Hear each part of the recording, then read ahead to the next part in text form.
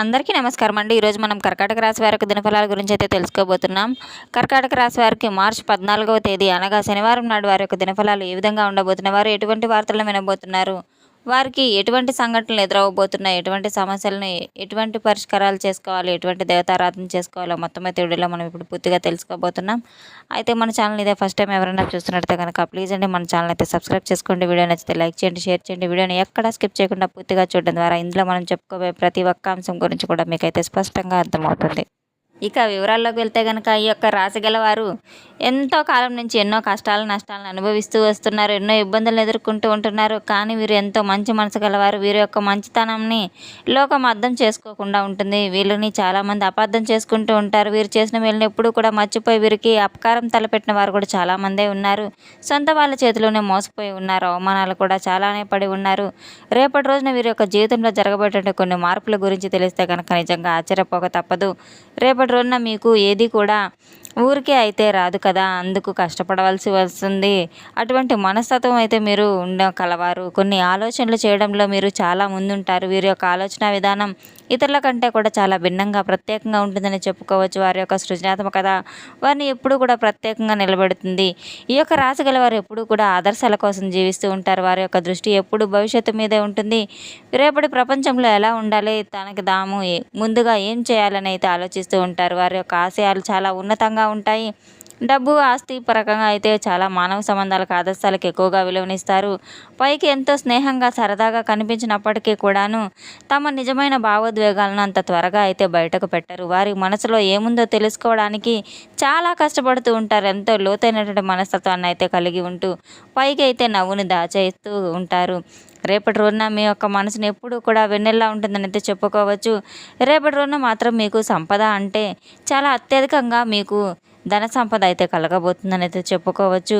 మీరు ఎంతో నమ్మకంతో ఎవరికైతే అప్పు ఇచ్చి ఉన్నారో వారు తిరిగి ఇవ్వక ఎన్నో రకాలైనటువంటి బాధలు కూడా మిమ్మల్ని పెట్టినప్పటికీ కూడాను ఆ మూసుకుపోయినటువంటి దారులన్నీ కూడా మీకు ఒక్కసారిగా తెరుచుకుని అధిక మొత్తంలో మీకు సొమ్ము అయితే మీ చేతికి అందబోతుంది. రేపటి రోజున అయితే ఎటువంటి ఇబ్బంది లేకుండా మీ ధనం మీ చేతికి తప్పకుండా అయితే మీకు అంది తీరుతుంది. కోట్ల ఖజానాను అందించబోయేటటువంటి ఒక విలువైనటువంటి రేపటి రోజున ఒక సంపద కూడా మీకు తప్పకుండా అందబోతుంది. అలాగే ఒక దివ్యమైన పరిహారం చేయడం వల్ల మీరు నమ్మకంతో ఆచరించగలిగితే కేవలం కొద్ది రోజుల్లోనే మీ జీవితంలో అనేక మార్పులను కూడా మీరు గమనించకపోతారు. మూసుకుపోయిన ధన ద్వారాలన్నీ బారులన్నీ తెరుచుకుంటాయి. ఈ పరిహారం కోసం మీరు వెళ్ళవలసింది ఎక్కడికో కాదు, మీ సమీపంలో ఉండే దేవాలయం దగ్గరికి వెళ్ళి తప్పకుండా ప్రతి దేవాలయం ప్రాంగణంలో బయట ఒక రావి చెట్టు అయితే ఉంటుంది. ఆ రావి చెట్టు మీకు కోట్ల ఖజానా అందించబోయే కల్పవృక్షం అని అయితే చెప్పుకోవచ్చు. ఆ చెట్టు యొక్క ప్రాముఖ్యతను మీరు తెలుసుకోవాలి. ఆ రావి చెట్టు సామాన్యమైన వృక్షం అయితే కాదు, అది దేవతా వృక్షం, సాక్షాత్తు త్రిమూర్తుల స్వరూపం. రావి చెట్టు వేళ్లలో అయితే బ్రహ్మదేవుడు, కాండంలో అయితే విష్ణుమూర్తి, పరమేశ్వరుడు కొలువై ఉంటారని అయితే మీరు చెప్పుకోవాలి. రేపటి రోజున రావి చెట్టుకు ప్రదక్షిణలు చేస్తే త్రిమూర్తులకు ప్రదర్శనలు చేసినంత పుణ్యఫలం లభిస్తుంది. అంతేకాదు రావి చెట్టుకు పితృదేవతలకు కూడా ఎంతో ఇష్టమైనది. రావి చెట్టుకు పూజలు చేయడం వల్ల పితృదోషాలు కూడా తొలగిపోతాయి.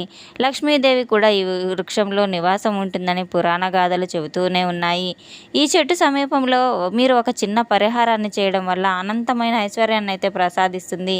ఈ పరిహారాన్ని మీరు తప్పకుండా రేపటి రోజున అయితే చేయవలసి ఉంటుంది.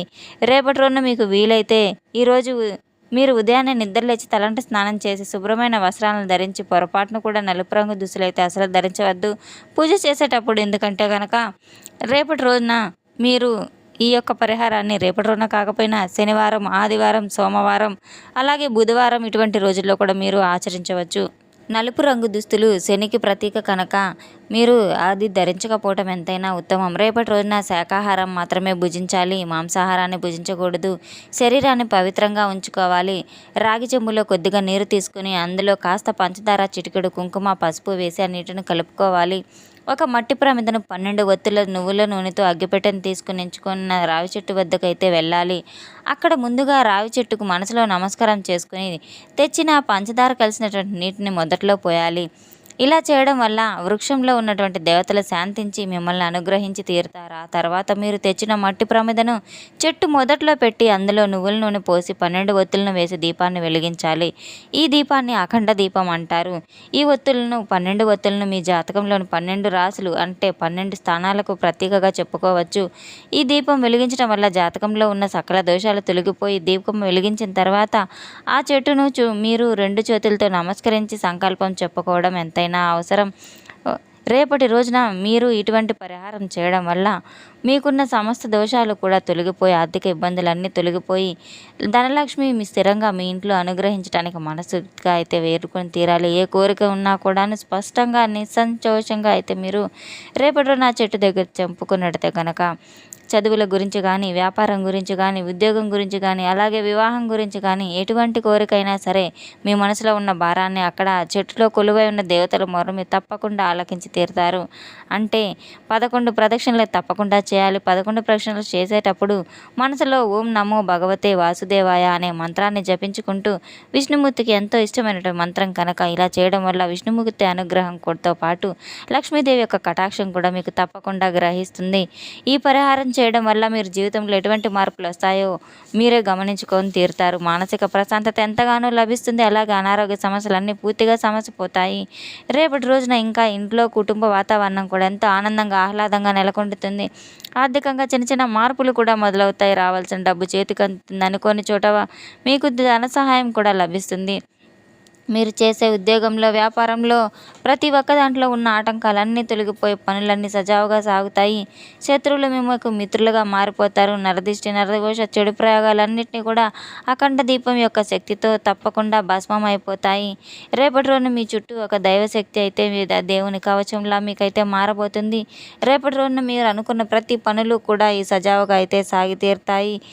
రేపటి రోజున మీరు ఒక అడుగు వెనక్కి వేసి పక్కకు తప్పుకోండి. ఎట్టి పరిస్థితుల్లో ఎక్కడన్నా గొడవలు జరుగుతుంటే మీరు ఆ పరిస్థితుల్లో ఉండవద్దు. మనసును ఎంతో ప్రశాంతంగా ఉంచుకోవాలి. ఎవరికైనా బుద్ధి చెప్పాలని ప్రయత్నం చేసిన తర్వాత మీరే బాధపడి మనసు గందరగోళమైన స్థితి కూడా ఏర్పడుతుంది. కనుక మీరు తప్పకుండా అటువంటి వారికి తప్పకుండా దూరంగా ఉండండి. ఆర్ అనే అక్షరం గల వ్యక్తితో మీరు ఎటువంటి పరిస్థితుల్లో కూడా గొడవలను పడకుండా పక్కకు తప్పుకోవడం రేపటి రోజున అన్ని రకాలుగా మీకు ఎంతైనా బాగుంటుంది. అలాగే రేపటి రోజున వ్యాపారంలో కానీ, ఇంకా వృత్తి వ్యాపార రంగాల్లో కానీ అన్ని విధాలుగా అయితే ఎంతో అనుకూలంగా ఉంటుందని అయితే తెలుసుకోవాలి.